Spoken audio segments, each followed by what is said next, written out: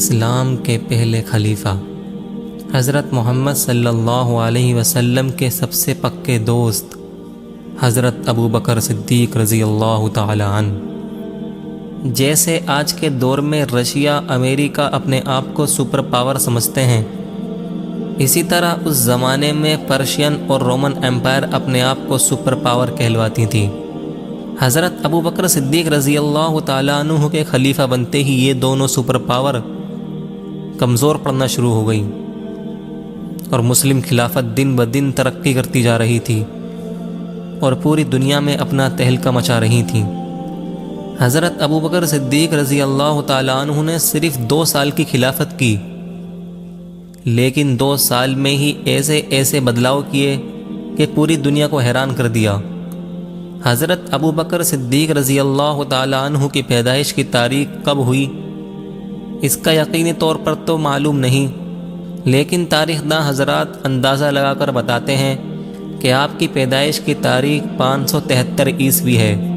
یعنی یہ ہمارے نبی حضرت محمد صلی اللہ علیہ وسلم سے 3 سال چھوٹے تھے۔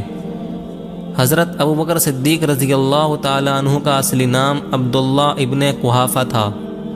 اور ابو بکر ان کی کنیت تھی اور صدیق ان کا لقب تھا،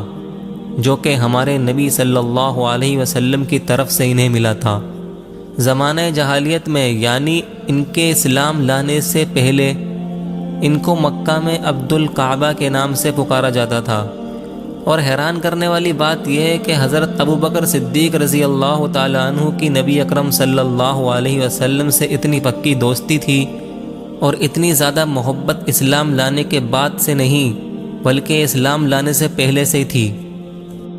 یہاں تک کہ جب ہمارے نبی صلی اللہ علیہ وسلم نے اپنی نبوت کا اعلان کیا، یعنی اپنے نبی ہونے کا دعویٰ کیا، تو حضرت ابو بکر صدیق رضی اللہ تعالیٰ عنہ ہمارے نبی پر ایمان لانے والے تیسرے انسان تھے۔ سب سے پہلے تو حضرت خدیجہ رضی اللہ تعالیٰ عنہ ایمان لائی تھی، اور پھر حضرت علی رضی اللہ تعالیٰ عنہ جو کہ اس وقت بچے تھے۔ لیکن اگر دیکھا جائے تو مردوں میں سب سے پہلے ایمان لانے والے حضرت ابو بکر صدیق رضی اللہ تعالیٰ عنہ ہی تھے۔ دوستو، جب ہمارے نبی نے اپنی زندگی دعوت و تبلیغ اور اسلام کی سربلندی میں خرچ کر دی، جب ہمارے نبی محمد صلی اللہ علیہ وسلم کے اس دنیا سے ظاہری طور پر رخصت ہونے کا وقت آیا تو آپ کی بیماری کافی بڑھتی جا رہی تھی اور لوگوں کو یہ لگنے لگا تھا کہ ہمارے نبی اب ہمارے بیچ زیادہ دیر تک نہیں رہیں گے، لیکن سخت تکلیف کے باوجود بھی ہمارے نبی صلی اللہ علیہ وسلم مسجد نبوی میں مسلمانوں کی امامت فرماتے ہیں۔ مگر آخر کے کچھ دنوں میں جب امامت کرنے سے کافی مشکل ہونے لگی تو آپ نے حضرت ابو بکر صدیق رضی اللہ تعالیٰ عنہ کو مسلمانوں کی امامت کرنے کا حکم دیا۔ پھر 8 جون 632 عیسوی میں ہمارے نبی صلی اللہ علیہ وسلم ظاہری طور سے اس دنیا سے رخصت ہو گئے۔ جیسے ہی یہ خبر پورے مدینہ میں پھیلی تو ہر جگہ ہاہاکار مچ گئی۔ حضرت عمر اتنے طاقتور اور رعبدار انسان تھے اور دل کے اعتبار سے بھی بہت مضبوط تھے۔ انہوں نے تو تلوار نکال لی اور کہنے لگے، جو یہ کہے گا کہ نبی صلی اللہ علیہ وسلم فوت ہو گئے ہیں تو میں اس کی گردن اڑا دوں گا۔ وہ اپنے رب سے ملنے گئے ہیں جیسا کہ موسیٰ علیہ السلام گئے تھے، اور کچھ عرصے بعد وہ واپس آ جائیں گے۔ لیکن حیران کرنے والی بات یہ ہے کہ حضرت ابو بکر صدیق رضی اللہ تعالیٰ عنہ، جو کہ جب بھی نبی صلی اللہ علیہ وسلم کوئی بات کرتے تھے تو سب سے پہلے رونے لگتے تھے، مگر اس دن جب سارا مدینہ رو رہا تھا سوائے حضرت ابو بکر صدیق رضی اللہ تعالیٰ عنہ کے، وہ نہ صرف عام لوگوں کو سنبھال رہے تھے اور انہیں تسلی دے رہے تھے، بلکہ حضرت عمر رضی اللہ تعالیٰ عنہ کو بھی انہوں نے ہی سنبھالا تھا۔ انہوں نے مسجد نبوی کے ممبر پر کھڑے ہو کر ایک تقریر کرنے کا ارادہ کیا۔ انہوں نے حضرت عمر سے کہا کہ اے عمر بیٹھ جاؤ، تو حضرت عمر نے کہا کہ میں نہیں بیٹھوں گا۔ پھر حضرت ابو بکر صدیق رضی اللہ تعالیٰ عنہ نے قرآن کی یہ آیت پڑھی جس کا ترجمہ یہ ہے کہ اے نبی، آپ کو بھی موت آئے گی اور ان سب کو بھی موت آئے گی۔ اور انہوں نے یہ بات بھی ارشاد فرمائی کہ اے لوگوں جو محمد صلی اللہ علیہ وسلم کو اپنا معبود سمجھتے تھے اور ان کی عبادت کیا کرتے تھے، وہ لوگ سن لیں کہ آج وہ نبی صلی اللہ علیہ وسلم وفات پا گئے ہیں، اور جو لوگ اللہ تعالیٰ کی عبادت کرتے ہیں تو سن لیں اللہ تعالیٰ آج بھی زندہ ہے۔ ان باتوں کا حضرت عمر رضی اللہ تعالیٰ عنہ پر اتنا اثر پڑا کہ ان کے ٹانگوں کی ایک دم جان سی نکل گئی اور وہ ایک دم نیچے زمین پہ گرے اور گھٹنوں کے بل بیٹھ گئے، اور انہیں اس بات کا یقین ہو گیا کہ اب محمد صلی اللہ علیہ وسلم ہمارے درمیان نہیں رہے۔ دوستو، مسجد نبوی میں ابھی یہ سب کچھ چل رہا تھا کہ تبھی اچانک سے کچھ لوگوں نے آ کر بتایا کہ مدینے کے انصاری لوگ نبی صلی اللہ علیہ وسلم کے وفات کے بعد اپنا نیا لیڈر چن رہے ہیں۔ یہ سن کر حضرت ابوبکر صدیق رضی اللہ تعالیٰ عنہ اور حضرت عمر فاروق رضی اللہ تعالیٰ عنہ اور حضرت عبیدہ وہاں پہنچتے ہیں کہ جہاں پر وہ میٹنگ ہو رہی تھی۔ لیکن جب یہ حضرات وہاں پہنچے تب تک لوگوں نے حضرت سعد بن عبادہ کو اپنا لیڈر طے کر لیا تھا اور وہ ان کے ہاتھوں پر بیعت کرنے ہی والے تھے۔ لوگوں نے سعد بن عبادہ کو اس لیے اپنا لیڈر طے کیا تھا کیونکہ وہ مدینہ کے سب سے بڑے قبیلے خزرج کے سردار تھے، لیکن حضرت عمر اور حضرت ابوبکر اور ان کے ساتھ جو صحابہ تھے انہوں نے لوگوں کو یہ سمجھایا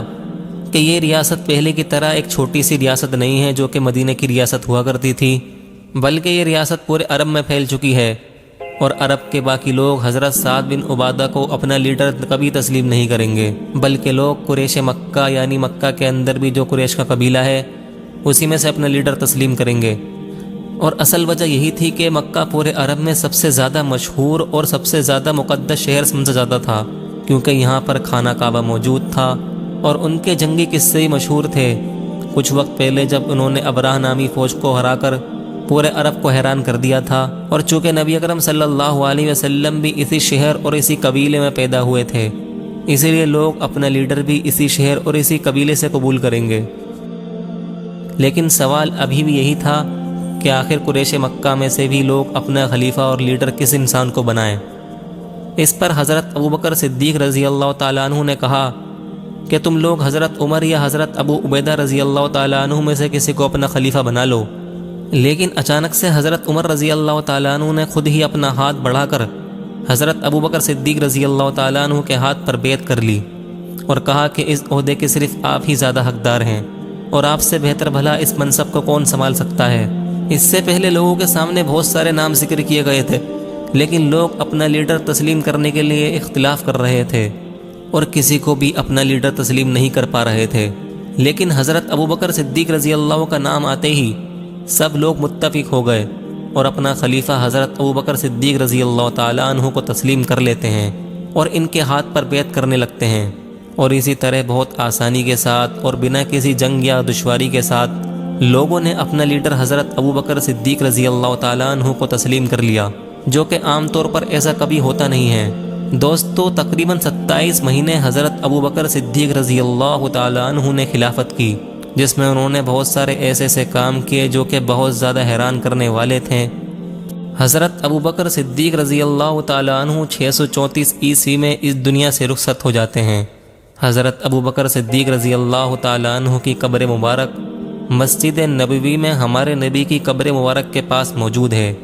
یہ تھی حضرت ابوبکر صدیق رضی اللہ تعالیٰ عنہ کی خلیفہ بننے کی کچھ تاریخ۔ حضرت ابوبکر صدیق رضی اللہ تعالیٰ عنہ نے خلافت کو قائم کرنے کے بعد کیسے کیسے کام کیے اور کتنے بڑے بڑے کام کیے، اس کو کسی اور ویڈیو کے اندر بیان کریں گے۔ فی الحال ہماری ویڈیو کو لائک کر دیں اور چینل کو سبسکرائب کر دیں تاکہ اسی طرح کی ہسٹری سے ریلیٹڈ ویڈیو آپ دیکھ سکیں۔